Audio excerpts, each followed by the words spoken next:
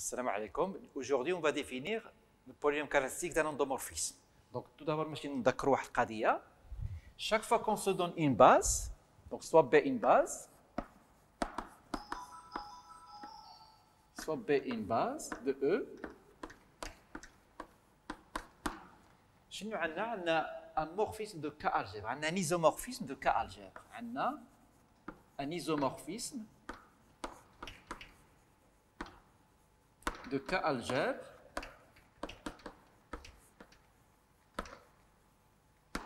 qui fait chez les définis. Donc, voilà, d'accord, qui me chine les endomorphismes, la K algèbre des endomorphismes, vers la K algèbre des matrices, qui a un endomorphisme petit f associe sa matrice dans la base B. En un seul mot, endomorphisme et matrice, c'est la même chose. Donc, je n'ai une définition du polynôme caractéristique. On a la définition suivante 1. Définition 1.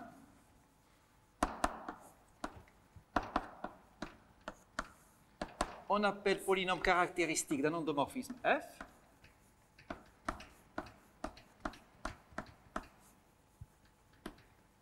on appelle polynôme caractéristique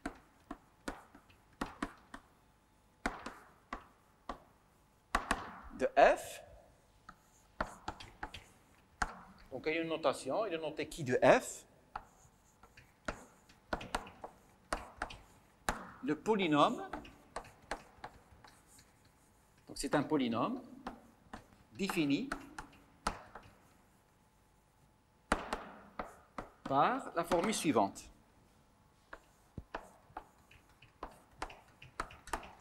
Le polynôme caractéristique de l'endomorphisme F, c'est quoi? Regardez ici.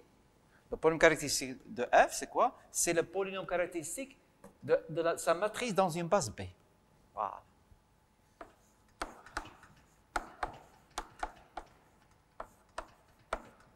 Et ça, c'est égal à quoi? C'est égal à déterminant. Voilà. Déterminant de xin moins la matrice de F dans B. Donc, c'est ça la définition. Le seul petit. Donc, dans la pratique, dans la réalité, le polynôme caractéristique de F, c'est quoi? C'est le polynôme caractéristique de sa matrice dans une base B. Le seul défaut de cette définition, d'accord, c'est qu'ici, il y a un B. Donc, la question naturelle qui se pose, qu'est-ce que je vais choisir B? B est quel? Mathématiquement, c'est juste. Alors, qu'est-ce que je vais choisir B? Si vous prenez deux bases, B et C de E, que se passe-t-il? D'après la formule de changement de base, les matrices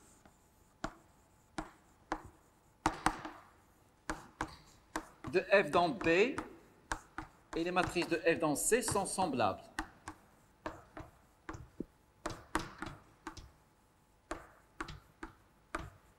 Voilà, ils sont semblables. Donc, ils sont semblables, donc ils ont le même polynôme caractéristique. Donc, ils ont le même polynôme caractéristique.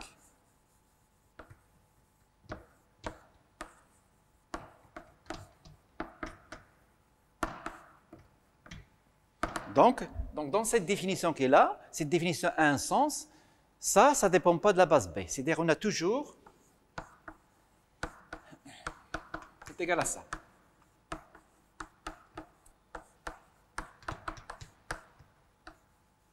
Donc, la définition, c'est un sens. Voilà. Donc, il ne dépend pas du choix de la base B et C. Voilà. Alors maintenant, qu'est-ce que c'est les valeurs propres? Qu'est-ce que c'est les valeurs propres? Un scalaire lambda est une valeur propre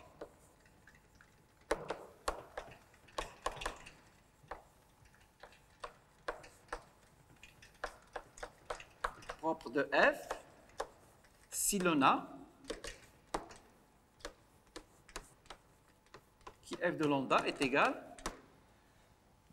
à 0. Donc, qu'est-ce que c'est une valeur propre? C'est tout simplement une racine dans le cas du polynôme caractéristique. Voilà. Donc, ce qu'il faut retenir,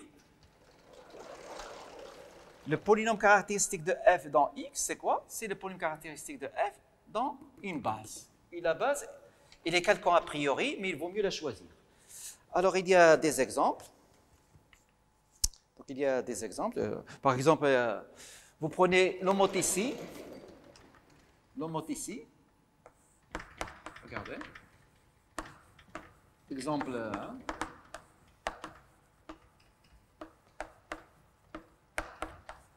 L'homothétie, c'est l'application, voilà, lambda, qu'on note comme ça, qui va de E dans E, qui est x, associe lambda x.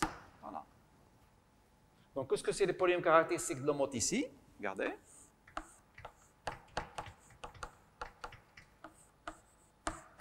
Voilà.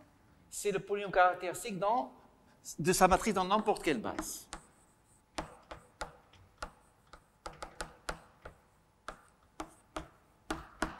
Et qu'est-ce que c'est la matrice de l'homothétie dans n'importe quelle base? C'est égal à lambda in. Polynôme caractéristique lambda in dans x, c'est égal à combien? C'est égal à x moins lambda puissance 1. Voilà. Donc le polynôme caractéristique de l'homothétie, c'est ça. Ici, que se passe-t-il? On choisit B, ce qu'on veut. Donc pour l'homothétie, il n'y a pas un problème. Tu prends n'importe quoi, ça marche. Mais nous allons voir dans les exercices, c'est-à-dire 90%, ça ne marche pas. D'accord? Ça ne marche pas. Il faut choisir la base. Parfois, c'est la base canonique. Parfois, il faut choisir la base. Alors, on va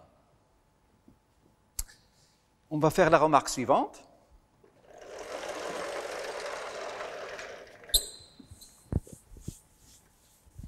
On va faire la remarque suivante.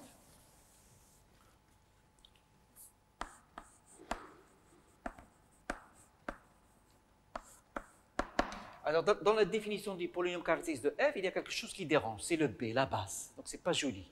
Je vais choisir quelle base. Donc, on peut jouer le héros, d'accord? Qu'est-ce que c'est? Qui f de x, c'est quoi? C'est le déterminant, voilà, de x. Ça, c'est la même chose que ça. L'autre définition qui dérange Julie à la base, c'est la même chose que ça. Ça, c'est x, l'identité, je forme cet endomorphisme, et je calcule son déterminant. Qu'est-ce que c'est ça? Que c'est le polynôme caractéristique de f dans x, c'est le déterminant. Et on peut le montrer. Qu'est-ce que c'est le déterminant de f? Le déterminant de f est égal au déterminant de sa matrice dans n'importe quelle base. Déterminant de f, c'est quoi? C'est le déterminant de sa matrice dans n'importe quelle base. Et la matrice de ça, ça vaut combien, la matrice de ça? Or, la matrice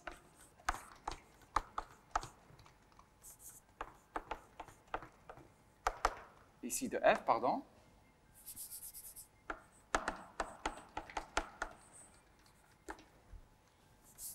x identité de E moins f dans B.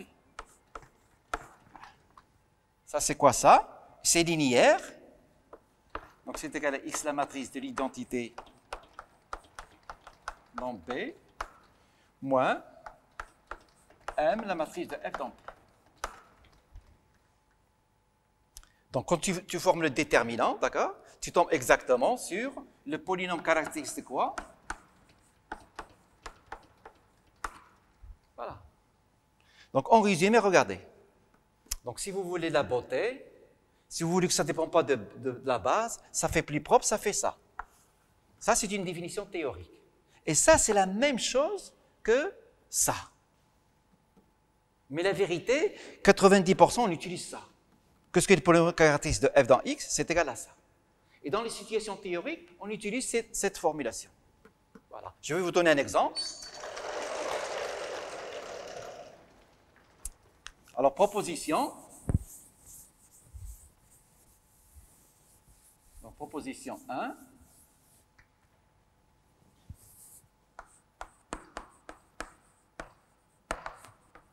Proposition 1. Les propriétés suivantes sont équivalentes.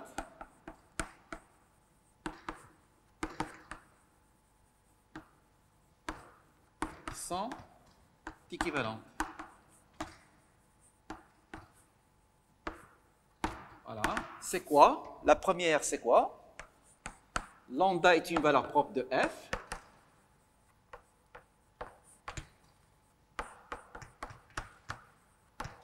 De f. La deuxième, c'est quoi? Il existe un vecteur qui est non nul.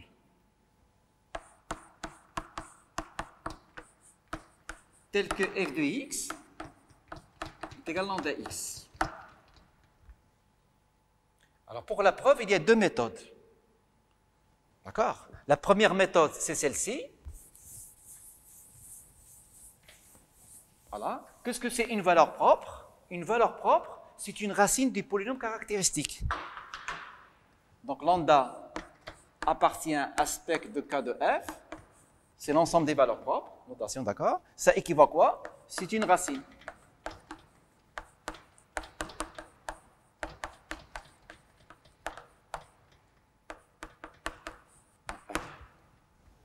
Donc, qu'est-ce que c'est qui f de lambda?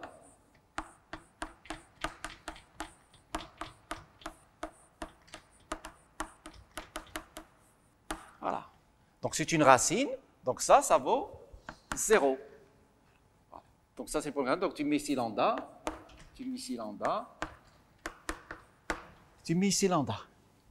Mais le déterminant d'un endomorphisme est nul. Cela veut dire qu'il n'est pas injectif. Donc, n'est pas injectif.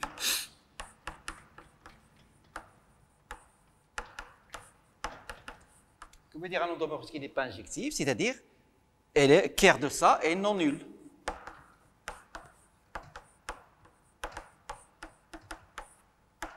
Est différent de 0. Donc, différent de 0, ce que veut dire différent de 0, c'est-à-dire qu'il existe x appartenant à E non nul, tel que f moins lambda i, l'identité de E, de x est égale à 0. Et on trouve la formule f de x égale lambda x. Voilà. Ça, c'est la première méthode. La deuxième méthode, c'est quoi? Vous la cherchez, c'est quoi? Matrice et endomorphisme, c'est la même chose. Donc, à la maison, vous cherchez l'autre méthode. C'est-à-dire, cette méthode qui est là, c'est inutile. C'est inutile. Donc, cherchez la méthode la plus naturelle qui est conséquence des matrices. Alors, maintenant, on arrive à notre but. Alors, on va définir qu'est-ce que c'est sous-espace propre. Qu'est-ce que c'est sous-espace propre? Alors, définition. Donc, c'est une définition. C'est comme pour les matrices. D'accord? On appelle sous-espace propre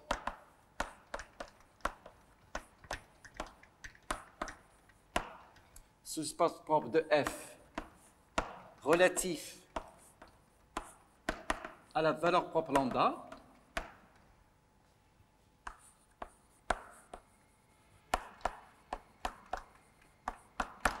D'accord? C'est comme pour les matrices. Le sous-espace de E défini par, donc c'est aussi une notation, E de lambda f, c'est ker de f moins lambda, l'identité de E. Voilà, c'est ça. Et ça, c'est quoi? C'est tout simplement l'ensemble des x appartenant à E, tel que f de x égale lambda x.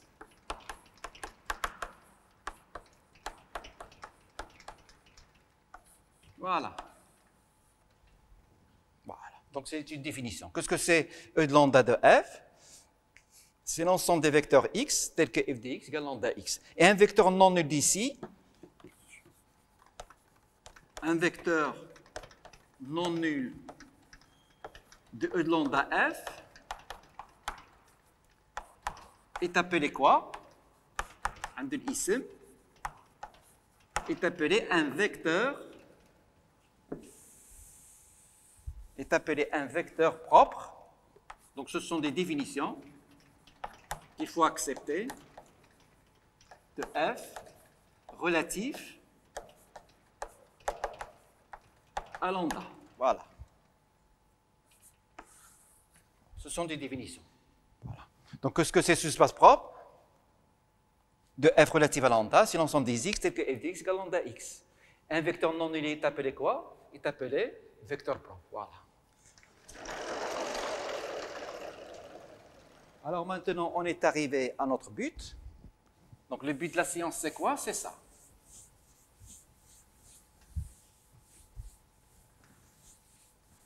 Donc c'est de démontrer le résultat suivant. Proposition. Donc je prends lambda une valeur propre.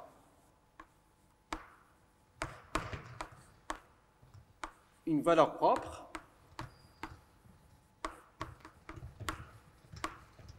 D'ordre M. Qu'est-ce que c'est une valeur propre d'ordre M? Qu'est-ce que c'est une valeur propre d'ordre M? C'est le S1. Donc c'est le S1. Hein? Qu'est-ce que c'est une valeur propre d'ordre? Hein?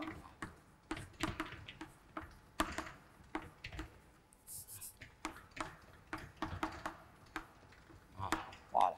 Donc ici, 1 est une racine. 1 est une racine. Et qu'est-ce que c'est son ordre? Ici, c'est 3. Donc, c'est le plus grand. D'accord? Donc, c'est le plus grand exposant diviseur. Voilà. Le plus grand, ça s'appelle l'ordre. D'accord? X moins 1 au carré, il divise ça. D'accord? Il divise ça, mais 2 n'est pas l'ordre. Qu'est-ce que c'est l'ordre? C'est le plus grand. D'accord? C'est le plus grand diviseur. Donc, ici, l'ordre, c'est 3. Donc, on dit l'ordre. Et on dit ici la multiplicité de la racine. Donc 1 est une racine de multiplicité combien? 3. Ou bien on dit l'ordre, c'est du français. Alors qu'est-ce qu'on va démontrer? Alors on a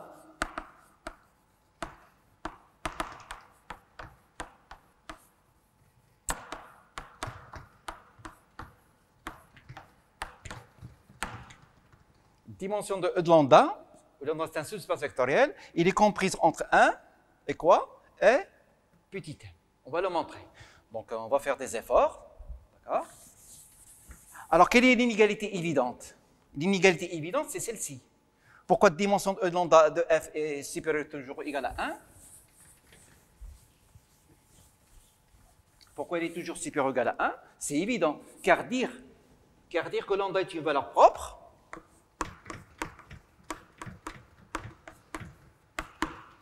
on vient de voir, regardez, on vient de voir que si lambda est une valeur propre, que se passe-t-il? Il existe un x non nul tel que f de x égale lambda x. Donc cela veut dire que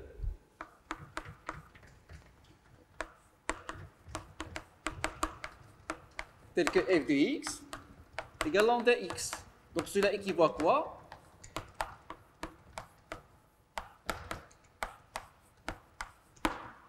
E de lambda de f est différent de 0. Donc E de lambda est différent de 0. C'est un sous-espace vectoriel. Donc sa dimension est plus grande que 1. Donc dimension de E de lambda de f. Donc le fait que dimension de E de lambda de f est supérieure ou égale à 1, c'est évident. C'est tout simplement parce que lambda est une valeur propre de f. Donc on va montrer l'inégalité qui n'est pas évidente, c'est celle-ci. Donc, on va proposer une démonstration qui n'est pas naturelle et après, dans notre réunion, on va revenir, d'accord? Et le résultat, il est important. Alors, ça, c'est un sous-espace vectoriel, il est non nul, donc je peux considérer une base. Considérons une base U1, U2, UP de E de lambda f. Donc, c'est une base. D'après le théorème de la base incomplète, je peux la compléter à une base de E. Donc, complétons cette base qui est là, complétons une base de E. Donc, ça va être comment de la forme? Théorème de la base incomplète. Théorème de la base incomplète. Donc, quand on complète, ça fait combien? Ça fait U1, U2, UP, UP plus 1, UN. Donc ça, c'est une base de E. Voilà. Donc, J'ai pris une base de sous-espace propre et je l'ai complétée à une base de E. Alors maintenant,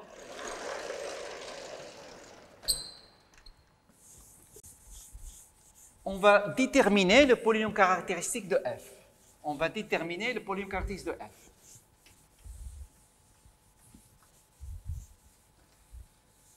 Alors, qu'est-ce que c'est la définition générale? Qu'est-ce qu'il dit? Il dit ça. C'est quoi ça? C'est égal à quoi? Endomorphisme et matrice, c'est la même chose, c'est...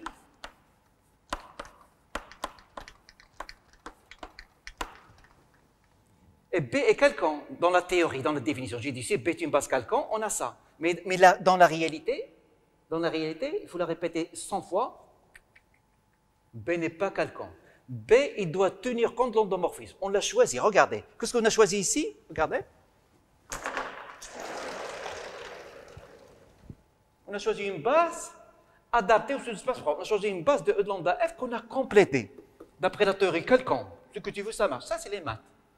Quel que soit B, ça marche, d'accord? Mais dans la réalité, même dans la théorie, il faut choisir une base particulière. On a choisi une base de... Ça est une base de E de lambda F, voilà. Et on l'a complétée, donc elle est particulière. Maintenant, on va dessiner la matrice de F dans B. Donc, je veux calculer le polynôme caractéristique de F. Qu'est-ce que c'est le polynôme caractéristique de F? C'est le polynôme caractéristique de la matrice de F dans une base B. Remarquons une chose, le polynôme caractéristique d'une matrice, c'est facile, regardez.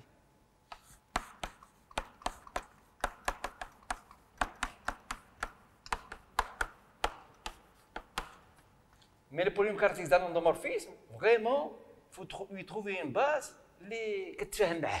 Donc on va dessiner la matrice.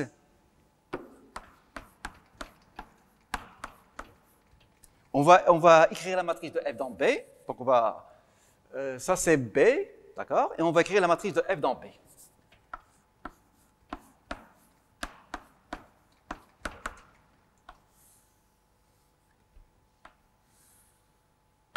Voilà, donc ici, U1, U2, UP, UP plus 1, UN. Et je veux écrire la matrice de F dans B. Donc, pour écrire la matrice de F dans B, il faut que je calcule F de U1, F de U2, F de UP, d'accord, etc. Alors, U1, il appartient à quoi, U1? U1, il appartient à E de lambda de F. Donc, F de U1, il vaut combien? F de U1, il vaut lambda U1. Donc, F de U1, regardez, c'est égal à lambda U1. Car U1 appartient à E de lambda de F. Donc ici, F de U1 est égal à lambda U1. Donc ici, je vais mettre lambda. F de U2, c'est lambda U2. Donc jusqu'à quoi? Jusqu'à IP. Regardez, jusqu'à IP, j'ai lambda IP. Et ici, je m'en fous, ça ne m'intéresse pas. Regardez. À partir de IP plus 1, là, voilà. Ici, U1, U2, UP sont des vecteurs propres. Donc F de U1, lambda U1, F de U2, lambda U2, F de UP, regardez, F de UP, lambda UP. Et les autres, ça ne m'intéresse pas. D'accord? Les homonies. Donc c'est ça que je vais donc moi B et C. Donc j'ai dessiné la matrice de F dans B. Maintenant, qu'est-ce que je vais faire? Je vais calculer le polynôme caractéristique. Qu'est-ce que c'est le polynôme caractéristique? C'est égal à ça. Et qu'est-ce que c'est la matrice de ça? Donc il faut que je dessine X, I, N. Il faut que je la dessine. Donc quand je la dessine, regardez. Donc ici, il y a des moins lambda qui rentrent. Donc c'est égal à ça. X moins lambda. Voilà. Ici C. Et ici, qu'est-ce que ça rentre? X. I moins P, B. Voilà. Ici, 0. Voilà. Qu'est-ce que je fais pour dessiner ça? IN, c'est l'identité, la matrice identité. Je la décompose en deux. Ici, 1, 1, 1, 1 jusqu'à P. Ici, jusqu'à N moins P. Je la fais rentrer. Donc c'est un problème de dessin, ça n'a rien à voir. Donc c'est un problème de dessin. Donc combien il vaut le polynôme caractéristique? Ça c'est la matrice, je l'ai définie. Le polynôme caractéristique, il vaut combien? J'ai ici une matrice triangulaire supérieure. Donc le polynôme caractéristique, il vaut le polynôme caractéristique de ça, fois le polynôme caractéristique de ça. Donc,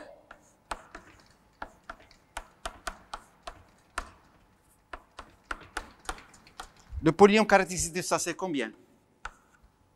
J'ai une matrice scalaire, donc x moins lambda à la puissance p fois le polynôme caractéristique de ça. Donc c'est x i n moins p. Donc le déterminant de cette matrice triangulaire supérieure, c'est le déterminant de ça fois ça. Et c'est terminé. Qu'est-ce que j'ai? J'ai x moins lambda p divise le polynôme caractéristique de f dans x. Donc il divise, et par définition de l'ordre, parce que c'est l'ordre d'une valeur propre, c'est le plus grand exposant. C'est le plus grand. L'ordre d'une racine, c'est le plus grand. Et celui-là, il le divise. Donc nécessairement, j'ai p est plus petit que quoi? Que l'ordre de lambda. Et par hypothèse, petit p, c'est quoi petit p? Par hypothèse, qu'est-ce que c'est petit p? On est parti. Petit p, la voici.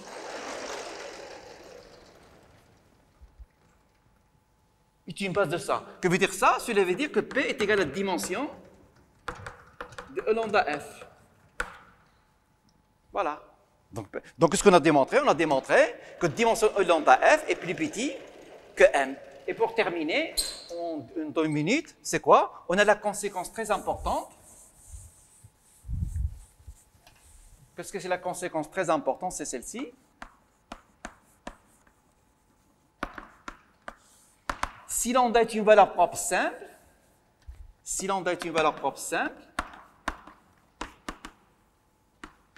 qu'est-ce que c'est une valeur propre simple? Si lambda est une valeur propre simple, dimension de E de lambda, il vaut combien? Il vaut 1. On dit que lambda est une valeur propre simple, c'est-à-dire lambda est une racine de polynôme caractéristique. Il est simple, c'est-à-dire il n'est pas simple. Une racine simple d'un polynôme, d'accord? Donc si lambda est une valeur simple de qui? De f, du polynôme caractéristique, que se passe-t-il? Dimension E de lambda f est égale à 1. Et que veut dire ça? Ça veut dire, sur les espaces propres, ce n'est pas facile. Il faut résoudre un système. Et dans le cas particulier où lambda est une valeur propre, simple, d'accord? Par exemple ça, par exemple qui f de x est égal à x moins 1, x plus 3, voilà. Donc 1 est une valeur propre, simple, voilà.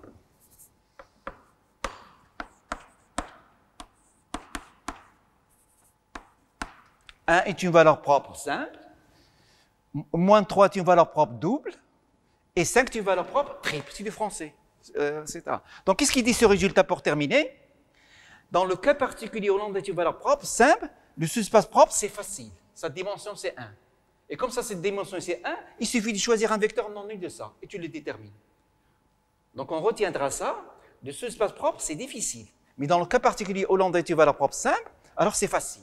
Il suffit de trouver un vecteur non nul. Voilà, je vous remercie.